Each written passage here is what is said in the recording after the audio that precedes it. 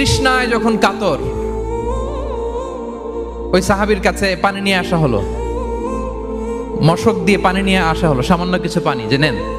তো উনি যখন পানি খাবেন দেখতে পেলেন যে পাশে আরেক ভাই চিৎকার করে পানি পানি, এক ফোঁটা পানি দাও, চিৎকার করছে। ওই সাহাবী বলতেছেন আমার দরকার নেই, আমার ভাইকে নিয়ে আগে দাও, আমি পরে খাবো।